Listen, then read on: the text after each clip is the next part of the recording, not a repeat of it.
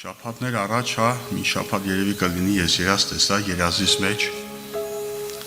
տեսա մի հատ խառնաշփոթ ամբող, որ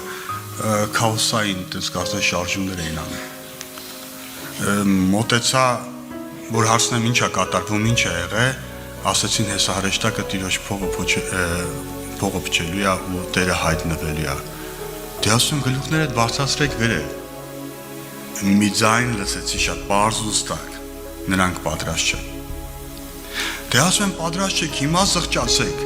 քանի Տերը ժամանակ ա տվել, քանի այդ փողը չի ինչ է, քանի մենք ժամանակ ունենք իր առջև մեր հարցերը բերելու, երբ որ ինքը գա, մենք գլուխներս չկախենք։ Մի անգամից տեսարանը փոխվավ երազիս մեջ, մարդիկ առևտուր էին անում, հասկանում եք, անշարժ գույք եւ այլն եւ այլն։ Եվ այդ նույն ձայնը, որ ասում էր նրանք պատրաստ չեն, ասեց ցուցամոլություն։ Ես քնից, որ արթնացա, հիշեմ առաջի բան ասեցի, ես ինչ էր Տեր Աստված։ Անհանգստություն։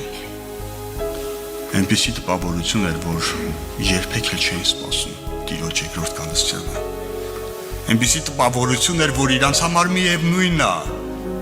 Առաջի հայացքից խառնաշփոթ, բայց այնպիսի տպավորություն էր, որ իրանց համար անկեղծ միևնույն էր։